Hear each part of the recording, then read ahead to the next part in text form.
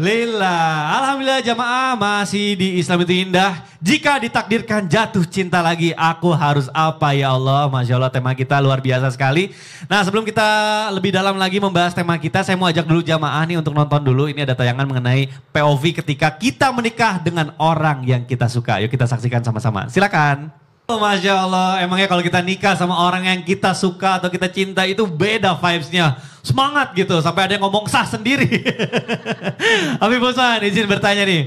Kalau misalnya gitu kan cinta sama yang orang yang kita nikahi gitu kan, itu aduh bahagia sekali gitu ya. Tapi gak sedikit juga nih Habib Usman yang menikah karena misalnya pilihan orang tua, karena situasi dan kondisi, karena dia dijodohkan. Nah itu gimana tuh? Biasanya bukannya semangat, yang ada males-malesan. Padahal kan nikah itu ibadah. Nah itu gimana Habib Usman? Mohon penjelasannya guru, silakan. Ya akhir afwan, Ustaz Syam, Kang Mikdad, Ustaz Rahim, afwan. Bismillahirrahmanirrahim. Allahumma salli ala sayyidina Muhammad wa ala ali sayyidina Muhammad. Ingat, ketika seorang menikah dan dia dijodohkan oleh orang tuanya, dia menjalani pernikahan, bahkan usia pernikahan udah 20 tahun. Karena orang tua zaman dulu biasanya menjodohkan. Kita berprasangka baik. Orang tua nggak mungkin jodohin anak kepada pilihan yang buruk. Pasti kepada pilihan yang baik. Dia matangkan, dia pikirkan, dia telaah, dan dia cari yang terbaik. Jadi jalankan. Dan semuanya itu berharap akan ridhonya Allah. Bukan ridho makhluk, tapi ridho Allah. Kalau sudah mendapatkan ridhonya Allah, maka makhluk pun akan digerakkan hatinya oleh Allah. Ketika kalian cinta kepada Allah, kalian tidak akan pernah patah hati. Tapi ketika kalian cinta kepada manusia, manusia bisa membuat kalian dipatahkan hatinya. Oleh karena itu, dekatkan diri kepada Allah. Datangkan sebuah kebaikan dan ridhonya Allah, niscaya Allah akan mempermudah kehidupanmu. Dan tentunya apabila zaman sekarang ini kan gak cerita yang zaman lalu, yang sekarang ada seseorang yang dijodohkan oleh orang tuanya. Apakah anak perempuan boleh menolaknya? Dalam hadisnya baginda Nabi Muhammad SAW, maka dia mendapatkan kerelaan dari wanita tersebut. Kalau perempuan tersebut atau anaknya tersebut rela, ikhlas, maka niscaya boleh dilanjut pernikahannya. Kalau misalkan anak perempuan itu dia tidak mau, maka ikutilah anaknya. Diperbolehkan dalam syariat. Ini perintahnya Nabi Muhammad SAW. Oleh karena itu, kalau misalkan orang tuanya sudah setuju, kasih pilihan terhadap anaknya dan anaknya setuju, bismillah. Tapi tekankan, tidak ada pacaran. Pacaran haram. Pacaran adalah budaya atau pekerjaannya syaitan. Syaitan, innahu lakum aduwwun mubin, musuh yang nyata. Karena cenderung dalam perzinahan, cenderung dalam kemaksiatan, cenderung dalam melakukan perbuatan yang Allah tidak ridhai. Karena di dalamnya adalah perilaku syaitan. Pegangan, gandengan, pelukan. Habis itu apa lagi? Nah udah, itu akhirnya zina. Oleh karena itu jauhkan anak-anak kita dan jangan bangga anak kita pacaran. Justru kita nyesal, justru kita sedih, justru kita sakit hati, justru kita menganggap diri kita salah mendidik ketika anak kita pacaran. Gak ada pacaran dalam Islam. Nikah bismillah, istikharah, minta petunjuk sama Allah. Ada 2 pilihan, 3 pilihan. Bismillah, nikah. Bukan pacaran, haram. Oleh karena itu, terakhir, berharap ya Allah, jadikanlah jodoh kita jodoh yang terbaik yang Allah ridhoin. Boleh jadi baik buat saya, belum tentu baik di mata Allah. Kalau di mata Allah baik, jalannya baik. Insya Allah Allah mudahkan. Mungkin pasangan saya ini yang bawa saya ke surganya Allah. Mungkin itu tujuannya ya, Masya Allah. Baik, terima kasih Habib Usman. Boleh tepuk tangan dulu dong Bu.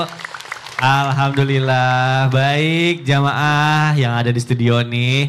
Kayaknya saya lihat wajah-wajahnya masih pada mau curhat nih. Ya udah kita masuk dulu ke dalam segmen curhat dong Ustadz. Iya dong, kami curhat. Baik.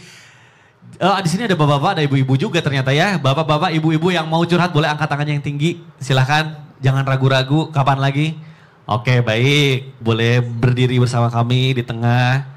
Saya minta Ustadz Syam dan Habib Usman juga untuk berdiri di tengah-tengah kami. Ibu boleh perkenalan dulu, Ibu namanya siapa, dari mana? Saya memperkenalkan diri. Nama saya Ibu Hajah Eti Herawati. Baik. Dari Majelis Taklim Al-Mutajam, Kampung Calung, Kelurahan Kota Baru, Serang, Banten. Baik, boleh tepuk tangan dulu. Alhamdulillah. Baik Ibu, sudah ada Ustadz Syam, ada Habib Usman, boleh langsung curhat, silahkan. curhat ya, Habib. Boleh, silakan Ibu. Pak Ustadz, saya dari 11 bersaudara Pak Ustadz. Iya, saya ada saudara nomor 2, anak nomor 2, anak yang pertama sudah meninggal. Jadi permasalahan keluarga Pak Ustadz, ini mengenai adik saya yang selalu zolim kepada saya. Sedangkan saya sudah ditinggalkan suami 16 tahun. Ya, kejadian ini sering terjadi sama adik saya kepada saya, selalu menzolimi, tetapi saya tidak menanggapinya. Seperti kejadiannya kemarin, saya haul suami, saya kasih tahu, syukur ke rumah anaknya juga. Tapi apa Ustadz, dia balasannya katanya hanya minta uangnya aja. Padahal saya nggak minta, hanya ingin kumpul-kumpul bersama saudara gitu Ustadz. Ya, yang saya menyakitkan itu saya dikatain hanya minta uangnya, padahal saya enggak gitu. Bagaimana caranya Pak Ustadz? Caranya, solusinya supaya saya menghadapi adik saya itu dengan sabar. Apa amalan yang saya baca supaya adik saya itu tidak selalu dolim sama saya? Mungkin itu aja Pak Ustadz pertanyaannya. Baik Ibu, mungkin dari Ustadz Syam dulu, silakan Ustadz Syam. Baik, kalau ada orang yang ngatain kita lalu sesuatu itu tidak ada pada kita, kenapa harus marah? Kalau ada orang ngatain kita dan itu beneran ada sama kita, kenapa juga harus marah? Emang beneran ada. Jadi maksudnya apa? Maksud dari kalimat ini, tidak usah peduli perkataan orang lain. Intinya, ibu jangan pernah ibu yang menjadi pemutus silaturrahim. Tidak ada sesuatu yang lebih cepat untuk memanjangkan usia dan mendatangkan rezeki kecuali silaturrahim.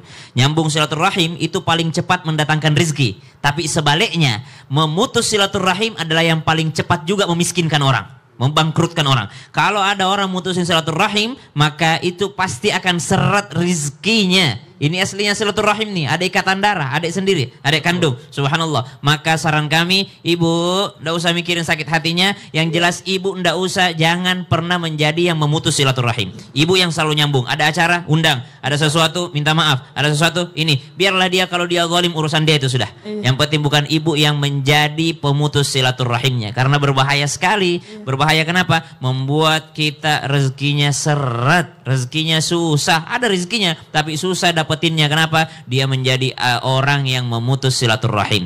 Ustadz, berat rasanya? Memang berat, karena ini adalah perintah Nabi, sil mengkotoak, sambung yang memutus, bukan sambung yang udah tersambung. Biasanya kita nyambungnya sama yang udah tersambung. Betul. Yang kita undang ke rumah yang baik-baik aja, padahal yang kita sambung adalah yang terputus. Wa'fu amman zalamak, maafkan yang menzalimi, nyakitin. Kemudian wa'ati amman haramak, kasih kepada yang pelit. Yang pelit-pelit itulah yang kita kasih. Kalau mau lebaran biasanya kita kasih hampers, yang ngasih. Kata Nabi, kasih yang pelit, justru yang nggak ngasih yang kita kasih. Urusan sakit hatinya kembalikan kepada Allah. Tapi ada yang paling penting, Bu, bercermin. Pak Ustadz, barangkali doa untuk bahasa Indonesia. Ya Allah, saya dizolimi, Engkau Maha Kuasa. Selesai. Bahasa Indonesia. Tidak usah ribet-ribet. Tapi mungkin ya ditambahkan sama Habib Utsman. Habib. Bismillahirrahmanirrahim. Allahumma shalli ala Muhammad wa ala Muhammad. Ingat Ibu, di sini ada dua sisi. Yang satu dari sisi ibu, yang satu lagi dari sisi adik ibu. Mungkin boleh jadi dulu ibu pernah minta uang sama dia. Boleh jadi. Sehingga dia beranggapan, oh lu cuma minta duitnya doang. Jadi gini, janganlah kalian menganggap buruk kakak kalian atau keluarga kalian. Pandang baiknya, lihat kebaikannya. Boleh jadi dia berharap untuk datang, nggak duit hari ini. Boleh jadi kemarin karena duit. Boleh jadi juga besok karena apa? Karena ingin silaturahmi, ingin ketemu. Jadi jangan pernah memandang sebelah mata. Janganlah kalian suuzon. Janganlah kalian berperilaku yang buruk. Dan janganlah kalian menzalimin. Janganlah kalian berlaku yang tidak baik. Zalim ini bisa jadi antara ibu ke adik ibu. Bisa jadi adik ibu ke ibu. Oleh karena itu saling memaafkan. Nggak ada permusuhan dalam keluarga. Nggak ada. Keluarga itu yang namanya saudara harus baik, akur, sayang. Salah-salah sedikit jamaklah. Salah-salah sedikit ya udahlah. Keluarga sendiri, adik sendiri, kakak sendiri saling memaafkan. Sehingga apa? Kebaikan dan keberkahan, mendapatkan keridhoannya Allah Subhanahu wa taala. Dan boleh jadi nanti anak-anak ibu nih, kalau ibu berperilaku buruk, nanti buruknya tuh ke anak-anak lagi. Justru itu yang jadi saya panjang. khawatirkan. Jadi baik aja udah. Dan masalah antara adik kakak, anak gak usah ikut campur. Anak gak usah ikut campur. Masalah kepada orang tua sama, anak gak boleh ikut campur. Jadi biar tidak ada keributan selanjutnya. Betul. Jadi ibu bilang itu yang saya takutkan, anak-anak jadi benci. Ya. Jadi ibu harus baik kepada anaknya dia. Jadi Ibu contoh baik juga ya. terus, buktikan kepada anaknya dia bahwa tantenya baik. Masya Allah. Insya Allah Ustaz. Siap. Ibu, Makasih, Ustaz. Ya, sama-sama. ya, boleh Ibu, terima kasih. Boleh silakan duduk kembali Ustaz Syam. Terima kasih Habib Usman, terima kasih. Masya Allah. Yang masih mau curhat, satu lagi saya kasih kesempatan, boleh angkat tangannya. Silahkan. Oh baik deh kalau gitu. Sebelah sini tadi saya udah lihat angkat tangan duluan dari tadi, semangat banget. Boleh Ibu berdiri ke sini. Sekarang saya minta Ustadz Blangkon sama Habib Usman nih. Siap. Baik, Ibu boleh perkenalan dulu, namanya siapa, dari mana? Assalamualaikum warahmatullahi wabarakatuh. Waalaikumsalam warahmatullahi wabarakatuh. Perkenalkan Pak Ustadz, nama saya Ibu Nunung Nurjanah dari Majelis Taklim Multajam Calung, Kota Serang, Banten. Baik, Ibu boleh langsung kira-kira apa yang mau disampaikan? Alhamdulillah tadi semua bunda-bunda curhatnya masalah keluarga. Betul. Saya sendiri sekarang curhat mau masalah sahabat sendiri. Sahabat ya. Baik. Saya punya sahabat Pak Ustadz. Makan sepiring berdua, minum sepiring berdua istilahnya. Minum segelas Ibu. Ya, sepiring. Makan sepiring berdua, minum segelas berdua. Istilahnya seperti itu. Karena kita dari Banget kecil. itu Ibu, akrab banget ya Bu ya. Tapi untuk sekarang beliau ini selalu apapun masalahnya dia selalu tuh pusing saja pusing itu tuh. Jangankan ada uang, nggak ada uang, beliau itu palang katanya. Apalagi nggak ada uang. Ya, kalau bahasa Serangnya palang kita menong Ya, gitu. baik. Pusing saya mah katanya gitu. Saya kasih tahu jangan suka bilang seperti itu. Semua manusia di dunia ini pasti punya masalah. Betul. Cuma masalah mereka kan berbeda-beda. Tapi kalau saya bicara begitu tuh dia itu ngomongnya kayak gini. Lah kayak bisa ngebantu aja katanya gitu. Oh gitu. Terus Ibu iya. sakit hati. Enggak sakit Nah. hati mah. Cuma yang saya tanyakan harus menghadapi beliau itu seperti apa, harus seperti apa. Oh. Dan nah ya buat beliau ini harus dikasih amalannya apa buat sabar, lebih sabar lagi gitu Pak Ustadz. Oh, wah, Ibu sayang banget sama sahabatnya ini, Saking soulmate ya Bu ya? sayangnya. Iya. Sampai nanya di Jangan sini. Oke. paleng aja Baik paleng. kalau gitu.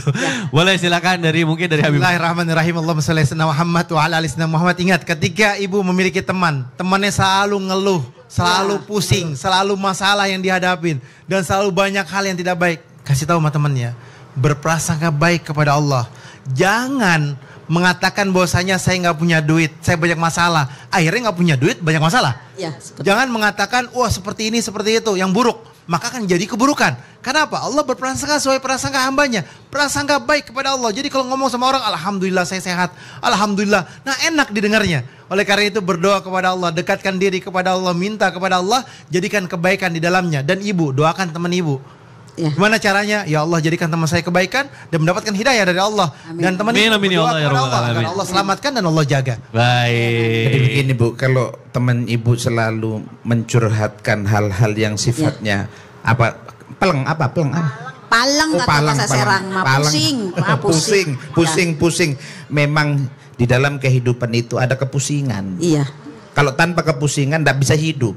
Betul. Nah, begitu. Tapi semua kembalikan kepada Allah Subhanahu wa taala dengan ikhlas menghadapi segala sesuatu dengan keriduan dari Allah Subhanahu wa Baik, taala. amin. Nasihati, semuanya itu memang Tuhan sudah menciptakan begitu. Ridho saja. Kamu punya duit ya pusing, tidak punya duit pusing. Memang hidupmu pusing. Begitu. Nasihati aja, berikan satu semangat bahwa jalani kehidupan ini Amin, amin. dengan Baik. boles. Baik. Santai saja. Terima kasih ya guru. Nah baik Ibu, Alhamdulillah. Nah mungkin sekarang kita minta kesimpulan nih dari tema kita hari ini sama Ustadz Syam nih. Kira-kira gimana Ustadz? Baik, ketika kita harus jatuh cinta lagi, mestinya biasanya manusia jatuh cinta kepada yang baik kepadanya. Betul. Ada manusia yang baik kepadanya, dia akan jatuh cinta kepadanya. Kita ini adalah al-insan abdul ihsan. Manusia itu budak daripada kebaikan. Jadi kalau baik kita akan cinta kepadanya. Nah sekarang kami ingin mengajak seluruh jamaah, kami pribadi dan seluruh jamaah untuk berpikir betapa baiknya Allah kepada kita. Lalu kemana cinta kita kepada Allah? Hidup 80 tahun, 60 tahun, kok bisa belum khusyuk sholat? Kok bisa belum bisa menikmati zakat? Belum bisa menikmati puasa? Belum bisa menikmati ibadah? Maka itu yang harus kita periksa. Bukan cinta kita kepada manusia saja yang kita perhatikan, tapi cinta kita kepada Allah Subhanahu wa ta'ala. Wallahu ta'ala. Baik, terima kasih guru, semuanya ibu juga terima kasih yang sudah hadir di sini, juga jamaah yang sudah menyaksikan. Mudah-mudahan bermanfaat dan kita bisa mengamalkannya. Wabillahi taufik wal hidayah. Wassalamualaikum warahmatullahi wabarakatuh. Waalaikumsalam warahmatullahi wabarakatuh.